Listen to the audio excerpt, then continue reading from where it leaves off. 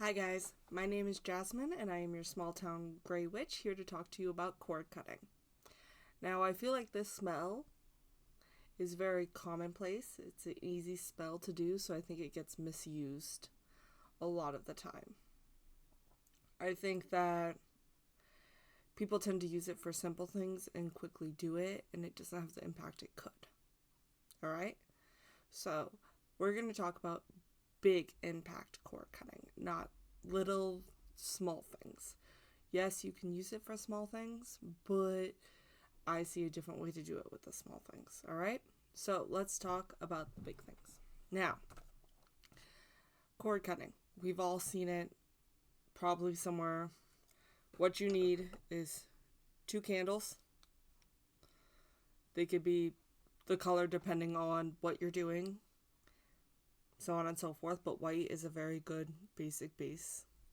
You're going to want them to be the same size, and you're going to want them to be the size based off of your spell. So each candle burns a certain amount of time usually, and you're going to want to time it out for your spell.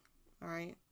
Most of the time people just use small chime candles. This one's actually a little bit bigger than a small chime candle, but I've seen people even use birthday candles. All right? So you're going to try to size it out for what you need. You're going to need some kind of cord. Cord cutting, you're going to need a cord. I prefer natural fiber cords, such as jute, hemp, cotton, all good. Try to stay away from the polyesters because we're burning it. You're going to need two candle holders or something that you can put these on. So, plate, just melt the bottom, stick it on, or even like a little candle holder works. You're going to need salt and herbs usually. Whatever herbs work best for your situation. All right? So, you can use one candle if you're doing something that's internal, but most people use two. All right? Because usually this tends to be for a person or situation or something like that. Extra beings. We are not going to use and cut cords for 6 people at a time. Stick with one at a time. So, now, how do we do this? First things first. What do you want to cut from your life? And why do you want to cut it? First thing you do is figure that out. This is not something that is really go-a-backable. You shouldn't be reaching out to the thing. You shouldn't be afterward. You shouldn't, if it's a person, you shouldn't be reaching out to that person.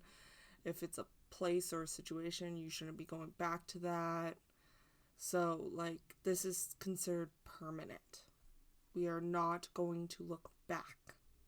So, really make sure you know what you want, okay? All right. I want you to take your cord and you're going to wear it for an entire month. You're going to put the candles, the salt, the herbs aside. And you're going to take that cord and you're going to tie it loosely around your wrist, around your ankle, around your stomach, whatever size you want. Make sure you give yourself, even if you loop it around your wrist, give yourself a good enough cord that you'll be able to tie it around your candles afterward. You don't want your candles this far apart. All right, so if you just do one wrist loop, it probably won't be enough. Make sure you do 3 or 4. Okay? And you're going to wear it for an entire month. And during that month, you're going to take time with it. During the new moon, you're going to set your intentions. This is where it starts, the new moon. During the new moon, you set your intentions. What is the cord? What is the cord you're going to cut? Is it the relationship with a person? Is it the smoking habit that you have? Is it your bad self-talk? What is it that you are going to cut? And during that time, if it's smoking habit or bad self-talk, you're trying not to do that thing even now. Okay? Every time you want to do that thing, every time you want to pick up the phone and call that person, I want you to think about that cord on you. how it binds you. All right. Notice, and this takes journaling, notice when you realize it's there and it's starting to bug you. Notice when you forget about it in completely, like the times that you don't realize you're wearing it, so on and so forth, and journal that down. All right. So I do have notes on this because it gets a little. All right. Then that's the new moon. You set your intentions and you note that it's bugging you during that day. Also, the whole when it's uncomfortable for you and so on and so forth, keep journaling that throughout the month. All right. That's not just new moon things. New moon is for the intention base. What is it? Why is it there? Okay. Waxing moon. Identify each individual. So we're going to do it as if it's two people because that's the most common. But if it's your addiction, this still kind of goes. Or if it's this or if it's that. So just change this spell for what you need it to be. So during the waxing moon, identify each individual involved, their part to play, your part to play, and working with the root of it all. This should be done while journaling. This will help determine what is the truly thing that you need to cut. So if it's an addiction, well, who's enabling that addiction? What have you done during the addiction, so on and so forth. If it's a bad relationship, well, what's your part in the bad relationship? What's their part in the bad relationship? And don't try to tell me that you're completely freaking innocent. You've obviously stayed with this person for a reason. This person's a part of your life for a reason. What made you stay this long? And I'm not trying to victim blame. I'm not. So if it's a bad relationship, what makes you want to go back to this person? You know what I mean? You stayed with this person for a reason. What was that? So acknowledging all the different parts during the waxing moon, and that will kind of get you to realize what really needs to be cut. Is it a certain person that's enabled the drug addict? Is it, instead of going, oh, if I just get rid of this person who enables the drug addict, then I'll be fine. Well, no, it's obviously something in you that has you hooked on this substance. What in you makes you hooked? Is it a trauma-based thing? Is it a mental thing? This is important to figure out, and that's what you're going to do during the waxing moon. The full moon is where you actually get your supplies. So that's when you can kind of decide if you're going to use one candle or two. All right. You can decide what colors. So like blue is for familiar, black is for protection, so on and so forth. Red is for passion. Pink is for love. So figure out what colors you want to use for yourself and for the other person. I prefer either 2 white candles or a black candle for me and a white candle for whatever else. Because the black candle is for protection, so I need to protect myself. But make sure that they are the same size. That's the big thing. Don't use a huge black candle and a tiny little birthday candle for the white candle. They have to be kind of the same size in that concept, alright? You're also going to gather what herbs. So rose petals for love, maybe you want some lavender for calmness, so on and so forth. Figure out what you want and what works well for you in the situation at hand, alright? So, that's what you're going to do for the full moon. Get your moon water, get everything else that you need. Now, when I say everything else that you need, I have a video up on how to work with angels in a full ritual. Go to that video and see if if you want to incorporate a deity. That's kind of how you're going to do it. So if you're giving an offering to a deity, this is the great time to collect it, is that full moon day and so on and so forth. if you're asking for help from them, so on and so forth. I know that Medusa is great for sexual assault or SA. I know that Hecate apparently has a mother-ish kind of vibe. Whatever you need, you gotta figure it out, okay? So this is where you are going to make the spell yours. Figure out what you need, make the spell yours, okay? Okay. During the waning moon, this is a great time to plan for after you cut. So what are you going to stop doing? If it's a person, you're not going to call them. After you cut, are you going to take some time to yourself? Are you going to watch movies? Are you going to relax? Are you going to go to rehab? Are you going to what? What is this thing that you are going to do to help this? Now, the other thing is, you're also going to figure out what you're going to fill that hole with, because you're cutting a cord. You're creating a hole. You're going to want to figure out what are you going to replace that with. So I know addicts do gum chewing, or they'll do meetings, or so on and so forth. If it's a person, well, what are you going to fill that hole with? Can you stand on yourself? Is it a partner? Do you need to rely on friends more? Are you going to fill it with family time? Are you going to fill it with a new hobby? What is that whole time going to be filled with?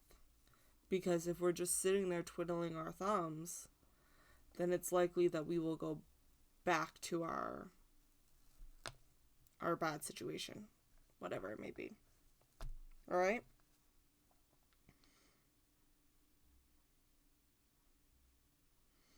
So that's the other thing you want to do, is what's going to stop you from falling into the same old habits? What is actually going to stop you? All right? Then the dark moon. This is kind of the big show. This is where you're actually going to sit down and do your spell. No, you technically have the day before the dark moon, and the day right after the dark moon to sit in that energy. So plan accordingly, take days off if you need to from work. This is important. We're not fiddling around. All right? Do it after work, do it in the morning, doesn't matter. All right? You will remove the cord from your body, and you will wrap it around the candles. Now, you're going to set up the candles with the salt on the bottom of the plate, the herbs in the salt. If you have candle holders, you can put the candle holders right there. If you're not, just melt the bottom of the candle and stick it to the plate. And that will be, that should hold them. Just make sure that you're really sticking it to that plate. And then you're going to take the cord off of you, and you're going to wrap it around your body. Now, I have a picture of something that would be set up with. You'll see pretty pictures like this all over the internet. So this is kind of what I'm talking about. This is a cord. The two candles are wrapped around, or the cord is wrapped around the two candles. Now, I like to wrap it around the whole entire base of the candle. A lot of people just like to wrap it around the top. But I figure it really takes up the whole base of the candle. It takes up all of you. It's a good portion of you that you're trying to cut out. So in which case, I like to move it, like, do kind of like a zigzag down the candle between the two candles. And then you can see this person has the salt and then the herbs. Now, no, I don't like to put the herbs right near the candles, because when they burn all the way down, I don't want the herbs to kind of catch on fire. So that's why I tend to use candle holders. But then you can't get a read on the wax melt at the very bottom if you use candle holders. So I don't like using candle holders if I don't have to. It's really your preference on that aspect. But just push the herbs a little bit away from the candles if you can, and let the salt be kind of just close to the bottoms. Just fire safety. And then as they melt, you are going to light both of them. Try to light both of them at the exact same time. You know? And the thing is, right before you do this, you're going to... I forgot this part, so I'm jumping back a hair. You're going to breathe life into these candles. So we're going to dress them before we melt them, before we stick them.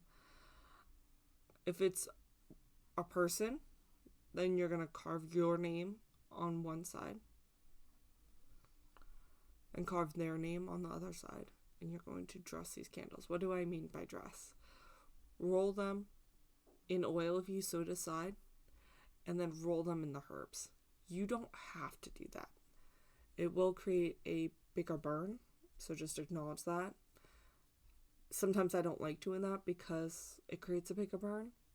So I'll just carve my name and the person's name on the sides. The herbs can stay in the jar. That's perfectly fine. This is where your personalization of the spell that works for you is important. There's so many different ways to personalize things.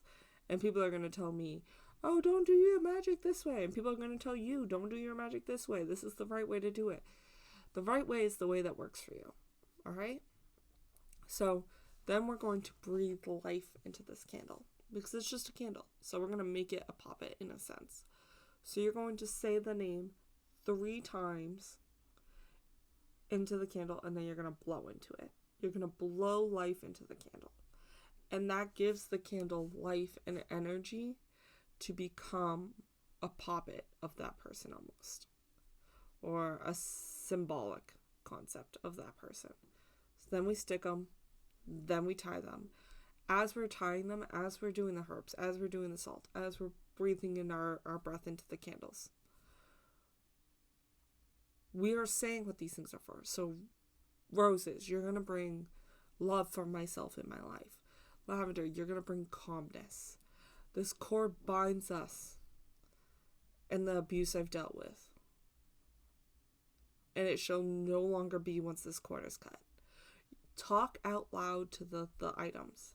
The items don't know what to do until you tell them. So make sure you're talking out loud to your items, okay? And then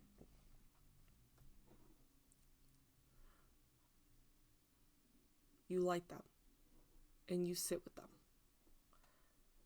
Okay? You're going to sit with them and watch them burn. And you're going to journal. And you're going to say everything that comes to your mind. You can meditate, but you sit with it and you watch it. And because we're sitting with it and we're watching it, we're constantly putting that energy, we're releasing that shit. If your candle burns faster, does it instantly go up in flames? Is it painful for you to do this? If the candle of the other person or other thing goes up in flames, that person could be angry. They could be pissed off, and that's why they're going up in flames. Because it's hurtful to them. Is the cord instantly burning without an issue? Well, maybe they were done with it too. And it just needs to be done. If the cord is flaming up like nobody's business and having a really hard time burning or catching, maybe that person is fighting it. Watch the candles and figure out why they're doing what they're doing. Because remember, they have your energy in them.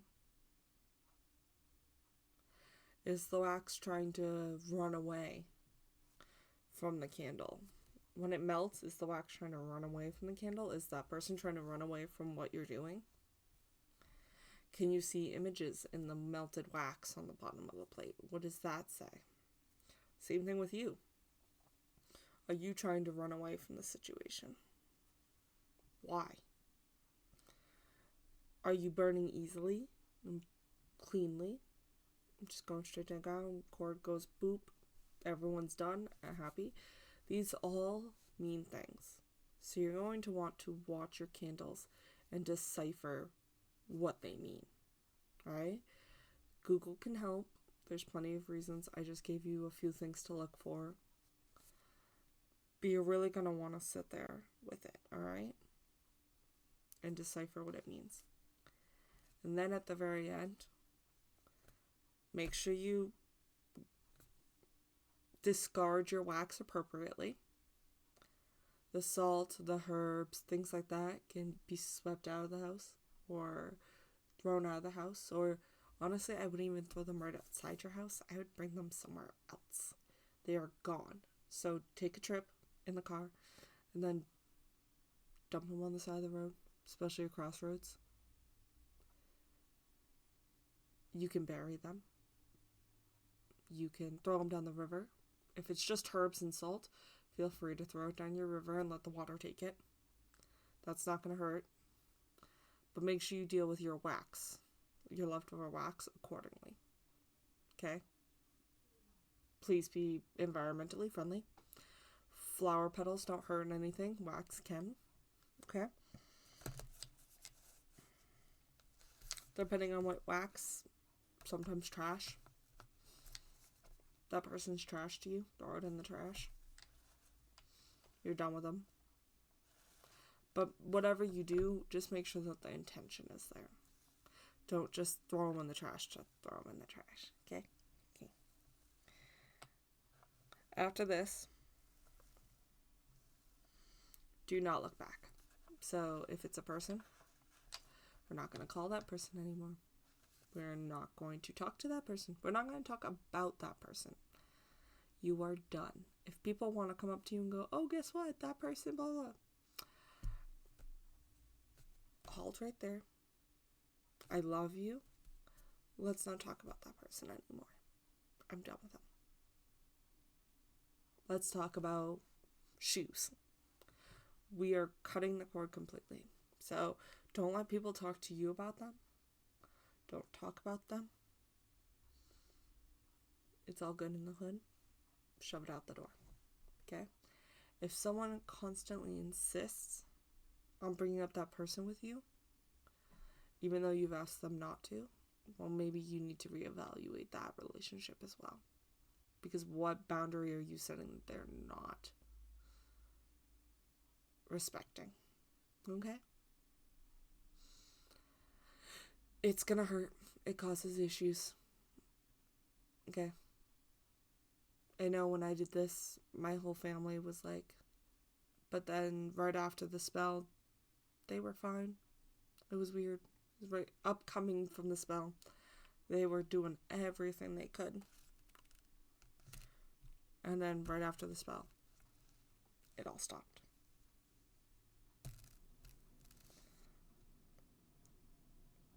But don't try to reconnect that cord. That cord is gone. Don't call that person. Person's gone. This is permanent magic. This is not something you can try to rekindle afterward. You are done with this person. This person is dead to you. Alright?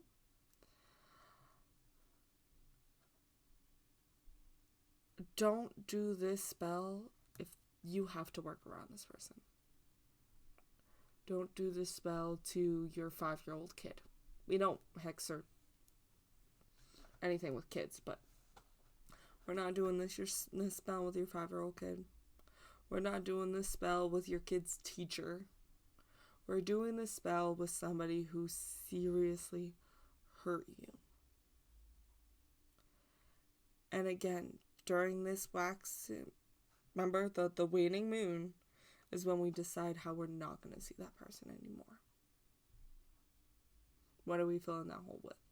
So if you are a minor and you don't want to talk to your dad anymore, but you have a court to deal with your dad, is that really going to work?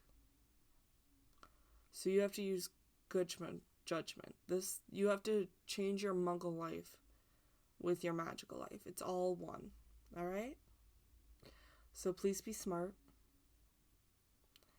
We are not doing this willy-nilly. All right? This can be a part of a bigger spell. I know that I've lumped this spell in with quite a bit of other in one weekend. So I will talk about that at a different time. But this is a very simple way without being too simple. And really setting our intentions with cord cutting, okay? Now, normally I end my videos with go do magic, but I'm going to end this video with go do magic wisely.